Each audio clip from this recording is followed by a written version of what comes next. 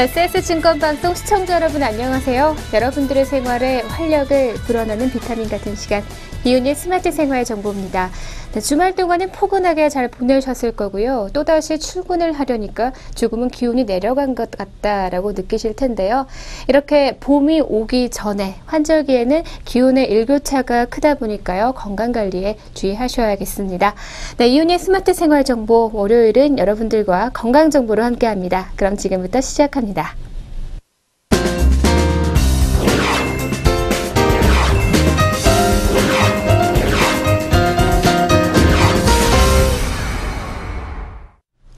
샴푸 없이 머리를 감는 노프가 화제입니다. 기적을 맛봤다는 그런 네티즌들도 있고요.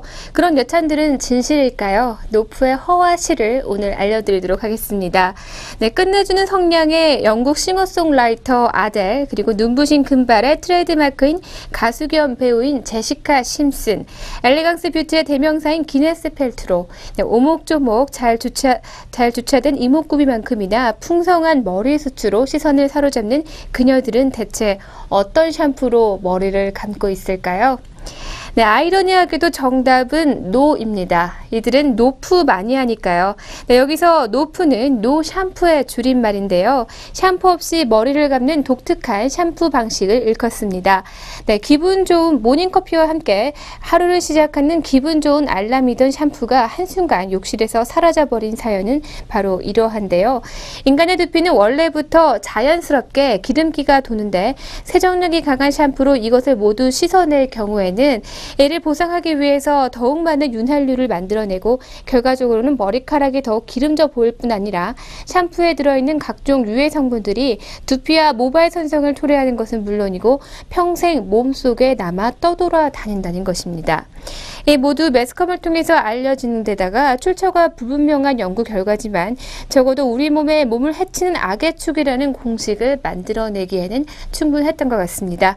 이런 이유로 전 세계에는 하나로 묶어두는 동영상 전문 사이트와 유명 뷰티 블로그엔 미온수, 베이킹소다, 사과식초를 이용한 샴푸를 대용한 레시피가 떠들고 있는데요.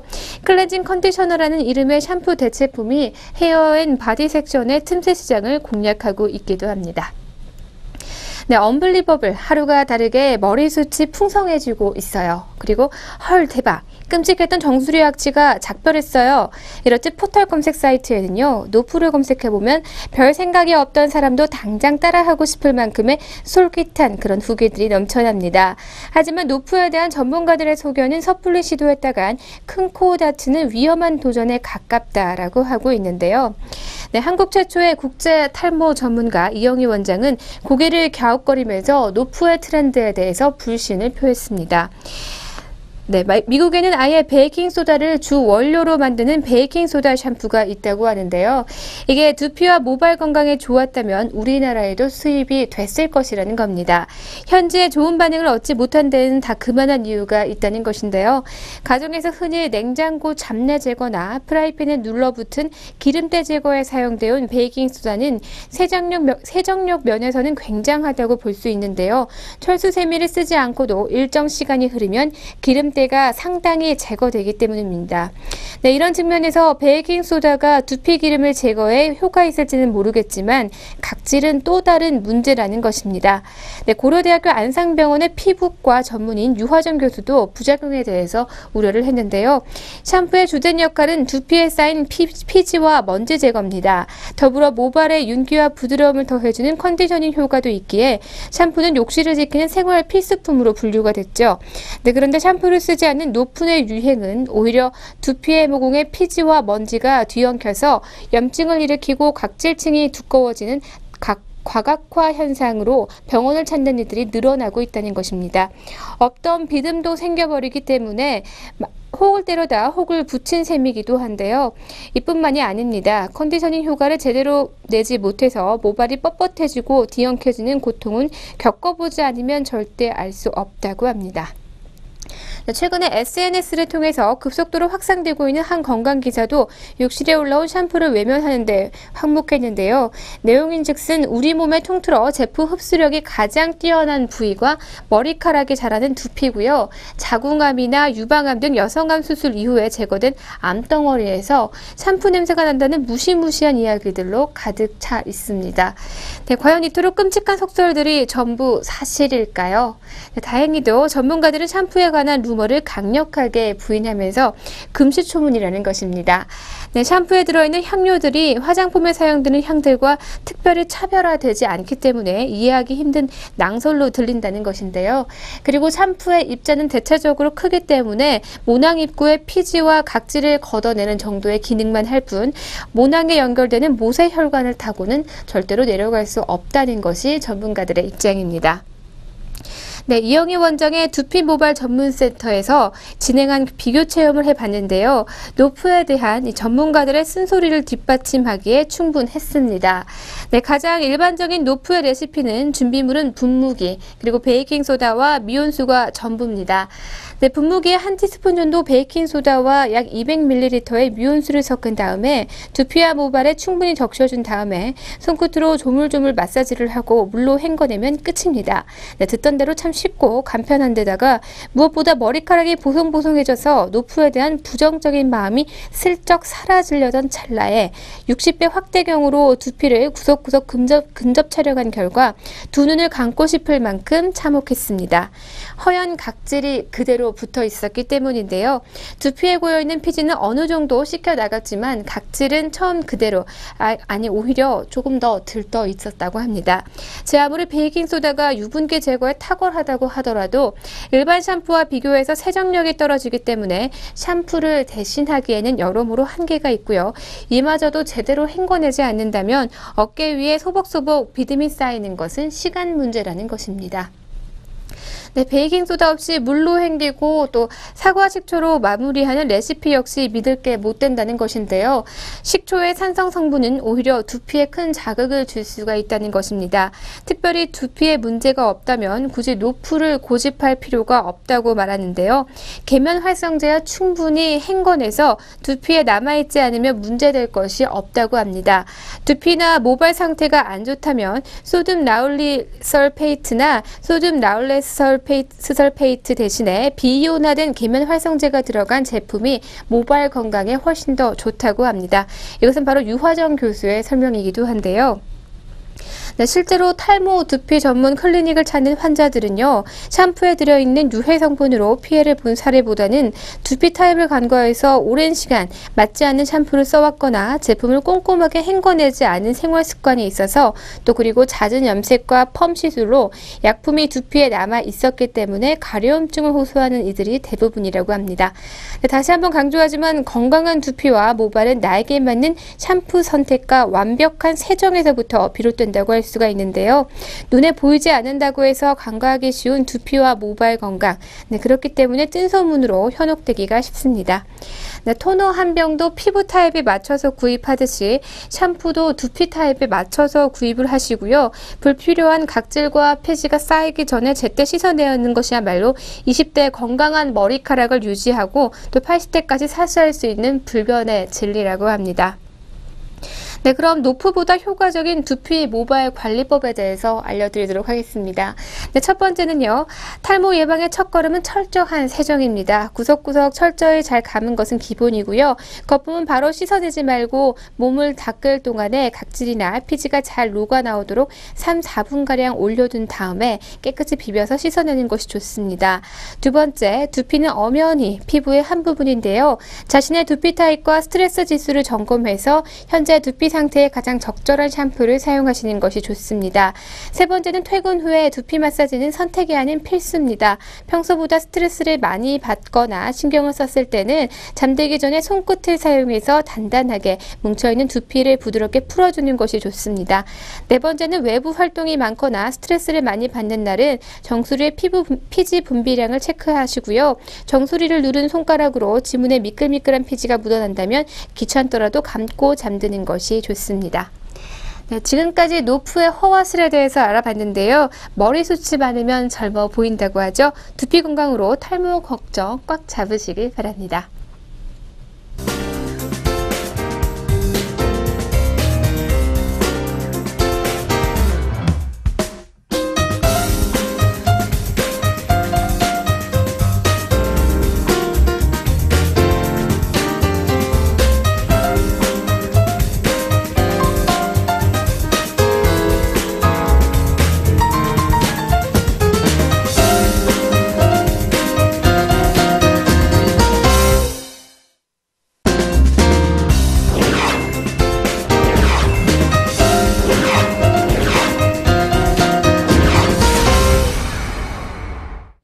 네, 두 번째 이야기는 여성 탈모에 대한 이야기로 함께 해보도록 하겠습니다.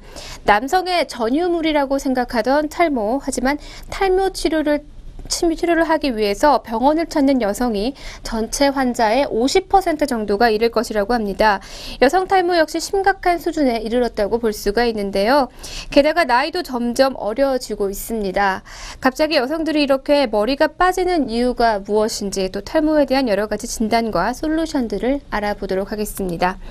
네, 지난해 5월 건강보험심사평가원이 발표한 자료에 따르면요. 최근 5년 탈모증으로 진료받은 여성이 47만 명이 넘어섰습니다.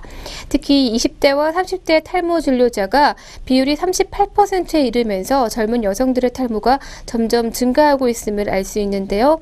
특히 20대에서 30대 초반의 환자의 경우 여성이 더 높은 비율을 보이고 있을 정도로 여성 환자의 평균 연령이 낮아지고 있다고 합니다.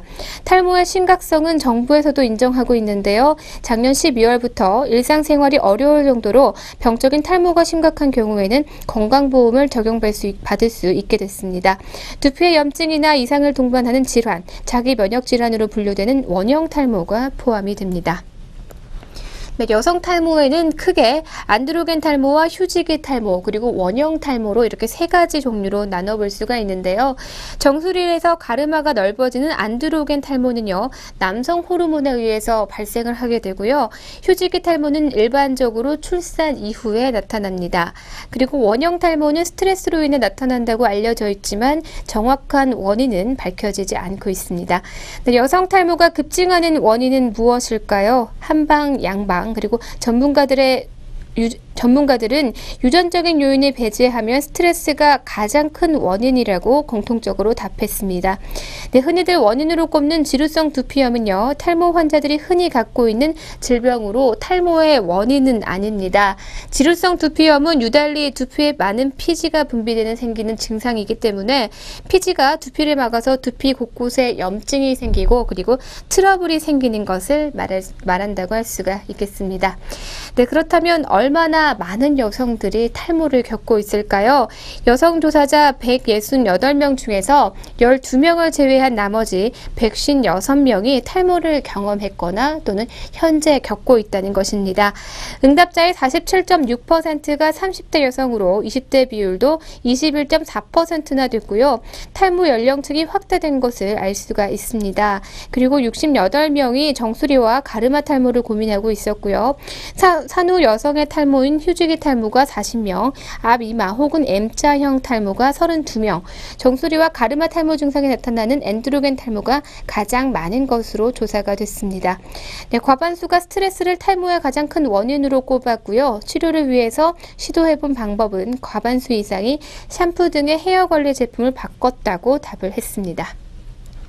네, 실제로 많은 여성들이 탈모 환자들이요, 탈모 증세를 겪고 가장 먼저 하는 일은 전용 샴푸를 구입하는 것이라고 합니다.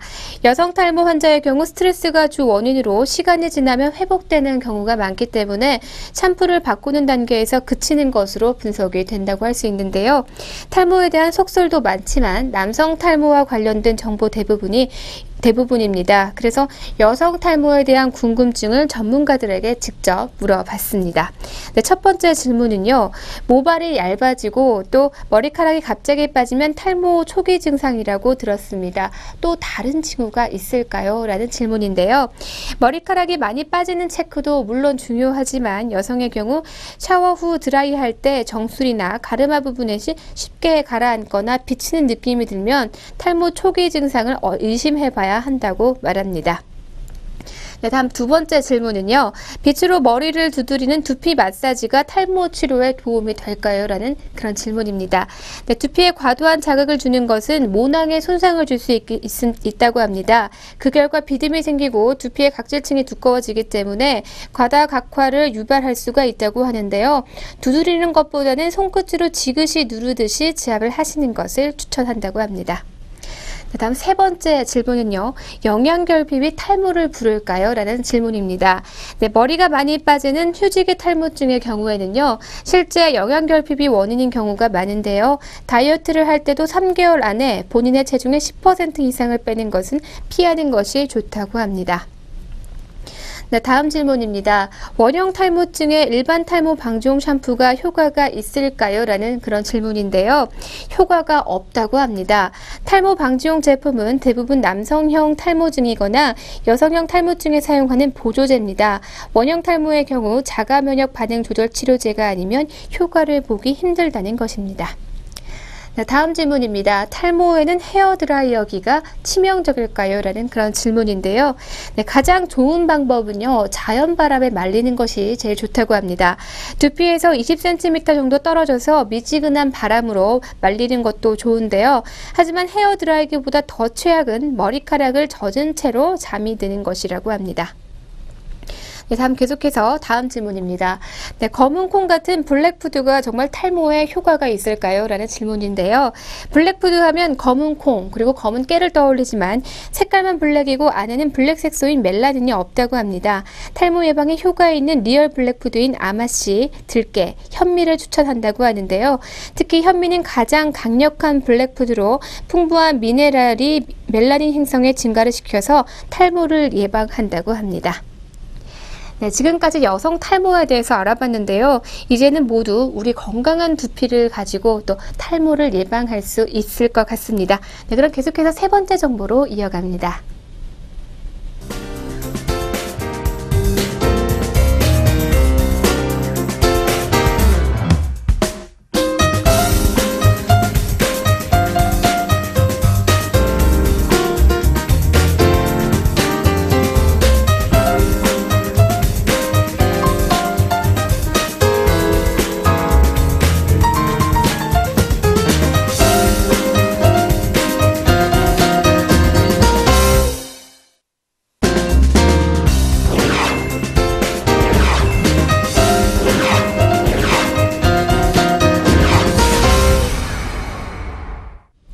네, 세 번째 소식은요. 지난주에 이어서 이번 주도 새롭게 떠오르는 맛집을 만나보도록 하겠습니다. 네, 첫 번째 소개해드릴 곳은요. 명동에 새롭게 떠오르는 핫플레이스입니다. 보버라운지인데요. 명동 스테이트 타워 로비에 위치한 이 보버라운지가 현재 정식 오픈에도 불구하고 예약일 줄을 이으면서 인기를 얻고 있습니다. 네, 명동에는 드물게 이 세련된 인테리어와 분위기가 있는 그런 레스토랑인데요. 여심을 자극하는 음식과 디저트, 각종 주류까지 즐길 수가 있기 때문입니다.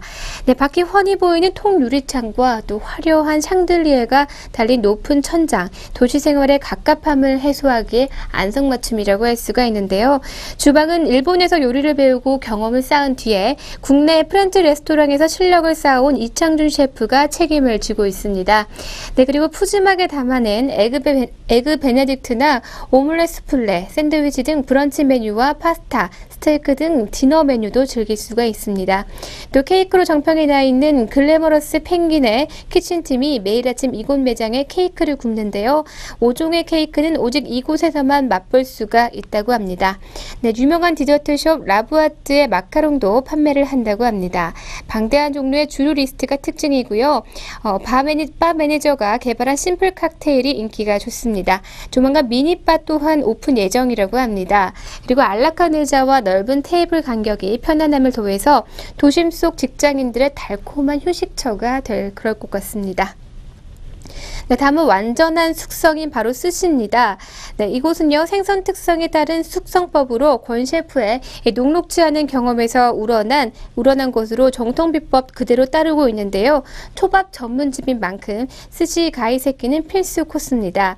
KU 플라자 호텔에서 정통 가이세키 요리를 수확한 이동훈 셰프는요, 권호준 오너 셰프의 환상적인 팀워크로 선보인 스시 가이세키 코스는 15가지 스시와 틈틈이 튀김, 구이 등 다나한 자태의 계절 요리 6가지, 그리고 식사류로 마무리가 된다고 합니다.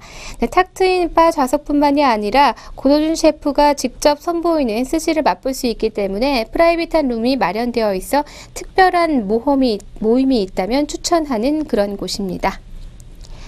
네, 이번에는 베트남에서 먹어본 그 맛이죠. 레호입니다.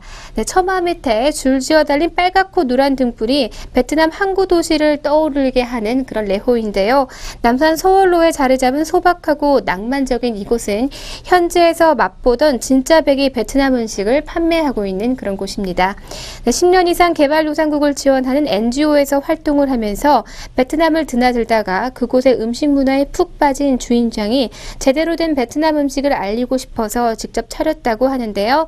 바게트에 달걀 프라이와 고기 등을 끼워 칠리 소스에 향신료를 뿌려 먹는 베트남식 샌드위치 반미, 불맛나게 구운 돼지고기에 채소를 듬뿍 넣고 새콤달콤한 소스에 담가 먹는 베트남식 비빔국수 분짜 등 국내에서 맛보기 힘들었던 본토의 음식들을 즐길 수 있는 그런 곳이라고 합니다. 네, 지금까지 새롭게 떠오른 맛집 소개해 드렸는데요. 그럼 계속해서 오늘의 스톡으로 이어갑니다.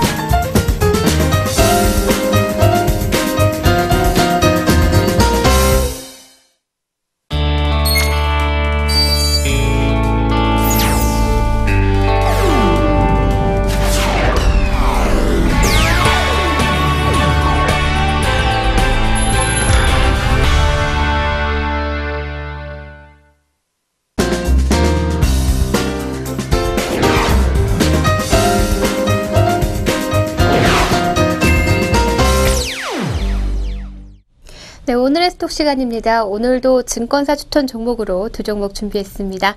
네, 첫 번째 종목은요, NH투자증권에서 추천한 신세계 푸드입니다.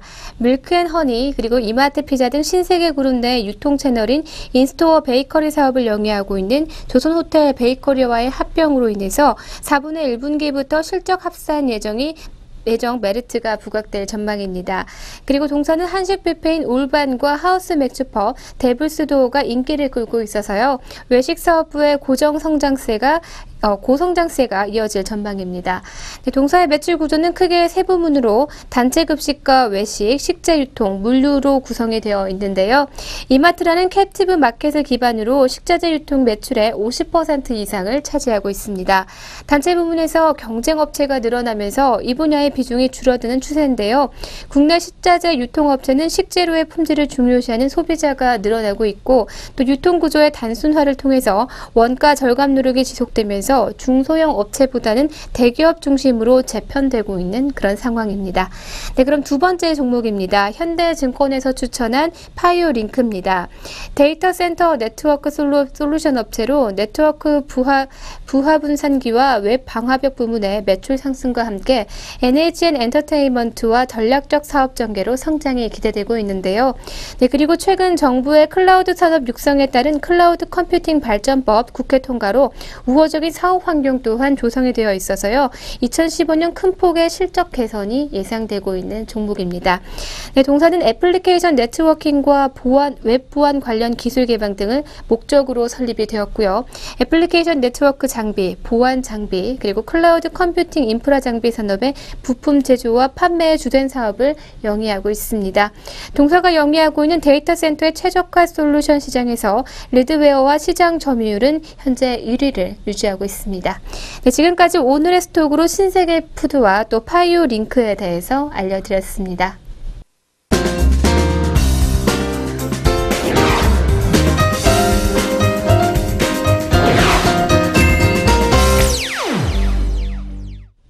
네, 여러분들과 즐거움을 함께 나누는 시간, 오늘의 펀앤필입니다. 네, 오늘은요 2015년 포브스지가 공개한 세계 10위 안에 드는 부자를 공개해 드리도록 하겠습니다. 네, 먼저 10위입니다. 뷰티 기업의 로레알의 상속녀 릴리안 베탕쿠르입니다. 401달러로 올해 우리나라 나이로는 94살이라고 하는데요. 랑콤과 비오템, 키엘과 수에무라 등을 가진 로레알을 아버지에게 물려받았다고 합니다. 네, 다음 9위와 8위는요. 짐 월튼과 크리스티 월튼입니다. 미국에서 가장 큰 할인 매장인 월마트, 세계 부자 순위 8, 9위 월마트 창업을 한 월튼 가문에게 돌아갔습니다. 네, 다음 계속해서 7위와 6위입니다. 바로 코크 형제인데요. 찰스와 데이빗 두 형제의 자산을 합치면 858억 달러, 하나로 94조 원에 이른다고 합니다. 형제는 에너지 사업 등을 하는 코크 인더스트리를 현재 이끌고 있습니다. 네, 다음 5위는요. 컴퓨터 소프트웨어 회사인 오라클의 창업자 레리 앨리슨이라고 합니다. 자산 보유 자산은요 543억 달러인데요.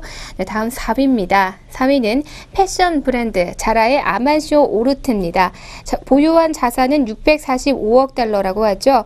옷가게에서 무급 견습 직원으로 시작해서 현재 세계 4위가 된 아만시오 회장, 정말 대단하다고 볼 수가 있겠죠.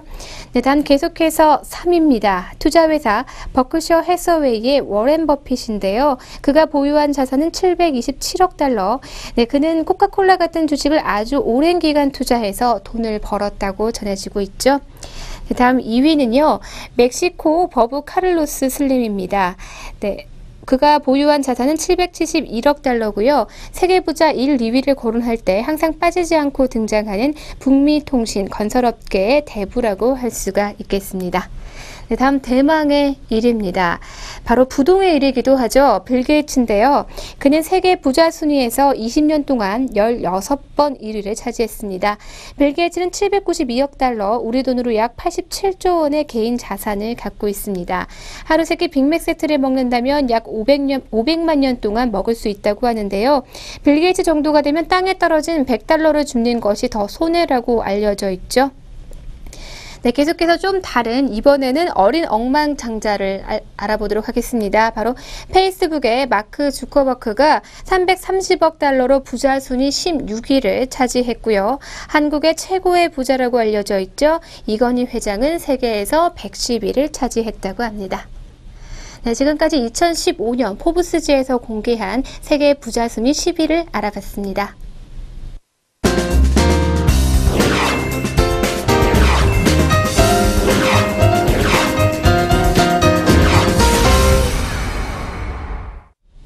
네, 앞서 부자 순위를 알아보면서 부럽다라는 생각 많이들 하셨을 텐데요. 네, 저 또한 그런 부자들이 부럽습니다. 하지만 우리는 그들만큼 더 부자처럼 살 수 있겠죠? 바로 마음이 부자여야 하는 겁니다. 행복하게 오늘 하루도 마무리하시길 바라겠습니다. 저는 내일 이 시간 더욱 알차고 즐겁게 여러분들과 함께 하도록 하겠습니다. 시청해주신 여러분 고맙습니다.